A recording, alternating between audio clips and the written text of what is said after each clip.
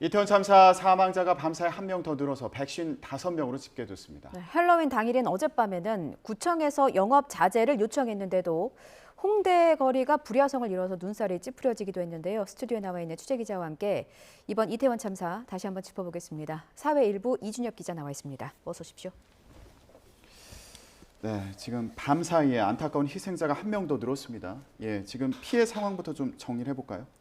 네, 우선 이번에 늘어난 피해 새로 이제 그 사망으로 분류되신 분은 중상자였던 24살 여성분이었는데 밤사이에 상태가 악화되셔서 밤 9시, 어젯밤 9시에 숨지셨다고 합니다. 다행히 또 다른 중상자 2명은 상태가 좋아지셔서 경상자로 전환이 됐고요. 새로운 경상자 4명도 확인이 됐습니다. 이태원 사고 사망자는 지금까지 남성이 55명, 그리고 여성이 100명, 이렇게 집계가 됐고요. 20대가 103명으로 가장 많고 30대가 31명, 10대 12명, 40대 8명, 50대 1명으로 지금 집계가 되어 있습니다. 외국인 사망자는 26명인데 이란 국적이 5명으로 제일 많았고 중국과 러시아가 각각 4명, 그리고 미국과 일본이 각각 2명씩 분류되어 있습니다. 부상자는 지금 152명으로 집계가 됐는데 그중에 중상이 30명, 그리고 경상이 122명으로 되어 있어서 현재 사상자는 모두 합치면 307명이 되어 있습니다. 앞서 저희가 현장 연결해서 곳곳을 좀 봤는데 추모 행렬이 끊이지 않고 이어지고 있더라고요. 네, 조금 전에 보셨듯이 이렇게 5일까지 국가 애도 기간으로 지정이 되면서 서울시를 비롯해서 전국 곳곳에 분향소가 운영되고 있습니다.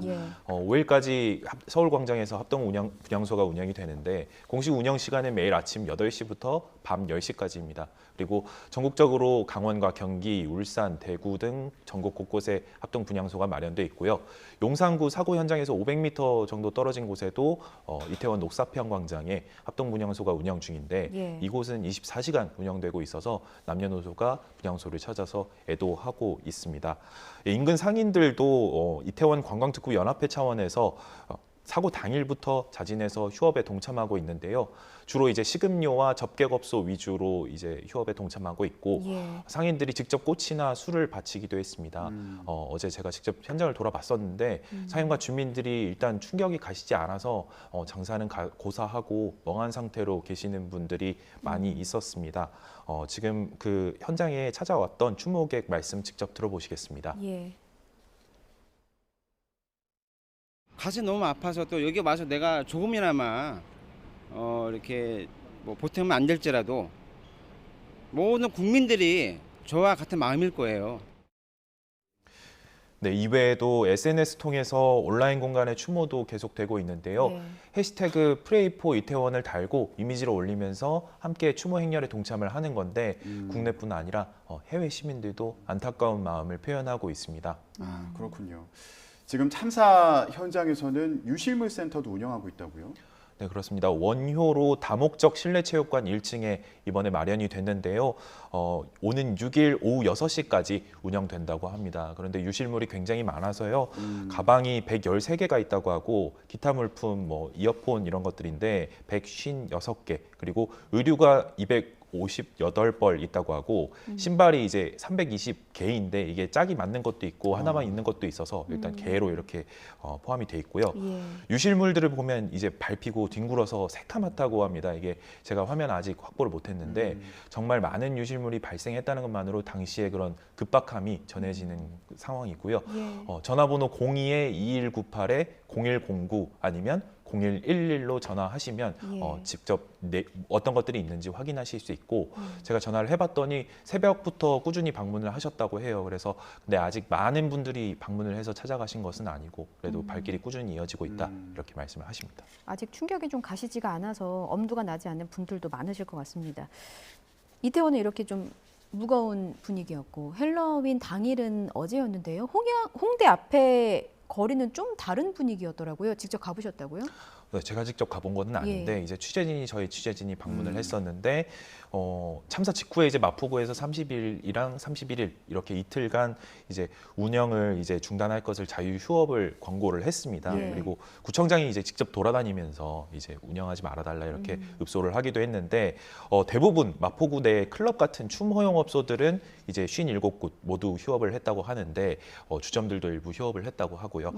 그런데도 어제 헬로윈 당일인 어젯밤 현장에 가보니 평소보다는 많이 차분한 분위기였다고는 합니다. 그래도 여전히 줄 서서 헬로윈 분장을 하고 또 불야성을 이루는 광경이었고, 또 아까 리포트로도 보셨듯이 이제 이런저런 뭐 이렇게 얘기들이나 이런 것들이 여전히 춤추고 즐기는 분위기가 있어서 참사 당일에도 이제 아랑곳 없이 춤을 즐기는 이런 모습들이 논란이 많이 됐었는데 사실 아쉬운 부분이라고 할 수 있을 것 같습니다. 예.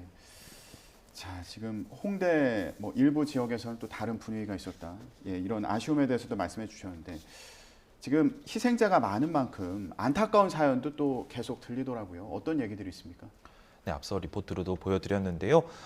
사고 피해자 대부분이 이제 20대에서 30대 뭐 초반 이렇게 되기 때문에 미성년자도 있고요. 그래서 대부분이 이제 젊은 사람들이라서 소식을 들은 유가족들이 부모님 혹은 이제 조부모님인 경우가 많이 있었습니다. 그래서 안타까움을 더하고 있는데, 취재진이 아까 찾았던 그런 30대 초반 직장인 희생자 민소에 이제 방문을 해봤더니 함께 참가했던 연인까지 같이 숨졌다 이런 얘기를 하시는데, 대학 선배도 이제 끼가 많아서 춤을 좋아했고 똑 부러진 선배였다 이런 식으로 이제 고인을 추억하기도 했는데, 한번 직접 전문가 말씀 들어보시겠습니다.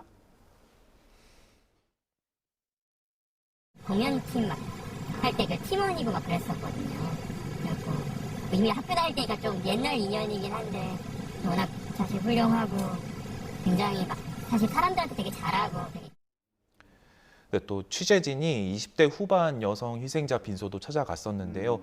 거기에는 이제 할아버지께서 유족으로 계셨는데 취직해서 이제 할머니에게 용돈도 쥐어주고 또 안부 전화도 꾸준히 하던 그런 살가운 손녀였는데 숨졌다면서 굉장히 슬퍼하시는 모습이었습니다. 그것도 한번 들어보시겠습니다. 동원이라면 안 쓰고 꼭꼭 모여갖고 어렵게 컸거든요. 그래서 꼭꼭 모여갖고 자기도 좀 잘 살란다고 그러고, 지금 할머니 용돈도 한 달에 30만 원 줬다 하대요. 예, 얼마나 가슴에 사무치실까 싶습니다. 애도를 표하고 유가족에도 깊은 위로의 말씀 드리고요. 이제는 좀 사고 원인 규명을 좀 얘기를 해봐야겠습니다. 똑같은 사고가 재발하지 않기 위해서 수사가 진행되고 있는데 지금 어떻게 진행 중입니까?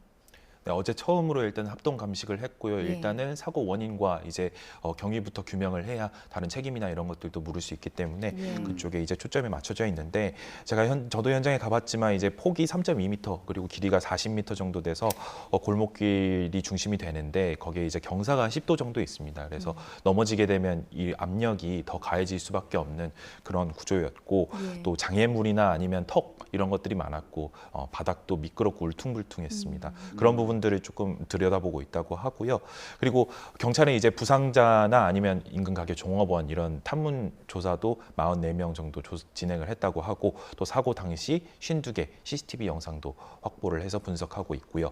또 이거는 수사산으로 확인된 것은 아닌데, 이제 새롭게 드러난 사실 중에 하나가 사고가 일어난 해밀턴 호텔 뒤편 골목이 불법 증축이 있었다고 합니다. 그래서 건축물 대장을 보면은 뒷면에 17.4제곱미터 철골과 유리로 된 발코니 시설이 있었다고 하고요. 이게 이미 구청에서 인지를 하고 위반 건축물 통지를 했는데 시정이 안 돼서 이게 1년 가까이 대장에 등록한 뒤에도 1년 가까이 지금 철거가 안 된 상황이었고, 결국에 사고 골목이 더 좁아질 수밖에 없는 그런 환경을 제공했다고 볼 수 있을 것 같습니다. 예. 자, 저희가 지금 사고에 영향을 미친 여러 가지 가능성이 있는 그런 부분들에 대해서 짚어보고 있는데요. 지금 이번 사고 이전의 관계 기관들의 대비가 충분했는지 이와 관련된 지적도 있는 상황이어서요. 혹시 관련해서 리포트가 지금 준비가 되어 있나요? 예, 그러면 잠시 보고 나서 말씀 나누도록 하겠습니다. 참사가 일어난 직후 이태원 거리. 경찰이 연신 팔을 휘저으며 집으로 돌아가라고 외쳐보지만 쏟아지는 인파를 감당하기에는 역부족입니다. 사고가 일어난 뒤 경찰 인력을 충분히 투입하지 않았다는 문제 제기가 이어졌고, 상인들은 경찰이 질서를 통제할 기동대를 보내주겠다는 약속을 어겼다고 주장했습니다. 비판이 커지자 경찰청이 직접 해명을 내놨습니다. 상인들이 안전 조치에 필요한 질서 유지 요원을 보내달라고 한 건 맞지만 대규모 통제에 대한 요청은 아니었다며, 자영업자들이 자체적으로 질서를 유지할 정도로만 돕기로 했다고 설명했습니다. 경찰력이 부족했다는 지적도 반박했습니다. 지난 2017년부터 해마다 이태원 일대 헬로윈 행사에 대부분 30명에서 90명대 수준으로 대처해 왔는데 이번에는 그보다 많은 137명을 현장에 배치했다는 겁니다. 다만 대규모 인파가 모이는 행사에 대비한 지침이 부족하다는 점은 인정했습니다. 특히 주최자가 없는 대형 사건에 대응하는 매뉴얼이 없다면서 이후에라도 적절한 대응책이 수립되기를 기대한다고 밝혔습니다. 그러면서 사회적 합의만 마냥 기다리자는 게 아니라 관련 논의를 함께 시작하려 한다고 덧붙였습니다. 윤익은 경찰청장도 앞으로 비슷한 사고가 발생하지 않도록 원점에서 재발 방지를 고민하겠다고 말했습니다. 그러나 이미 참사로 300명 넘는 사상자가 나온 터라 소 잃고 외양간 고친다는 비판은 피하기 어려워 보입니다. YTN 김철입니다. 네, 김철희 기자 리포트 함께 보셨습니다. 예. 지금 경찰의 대응이 적절했느냐, 그리고 지자체는 준비를 잘 한 거냐, 이런 지적이 계속 나오고 있는 상황에 대한 내용이었거든요. 어떤 상황입니까? 네, 일단 인력에 대해서는 아까 리포트에서 보신 바와 같고요. 지금 경찰 정보관이 미리 이 내용을 보고를 했었는데도 미리 대비가 이루어지지 않았다, 이런 주장도 나오고 있습니다. 사흘 전에 용산경찰서에서 10만 명 참가로 사고가 우려된다는 보고가 있었는데도 불구하고 서울경찰청에서 별도 인력 배분을 하지 않았다는 건데요. 예. 일단 경찰은 일반적으로 예상되는 규모와 문제의 수준으로 보고가 올라왔기 때문에 이게 이미 대책에 반영됐기 때문에 추가 조치를 하지 않았다, 이렇게 해명을 했었고, 지자체 안전관리도 지금 문제가 되고 있는데요. 예.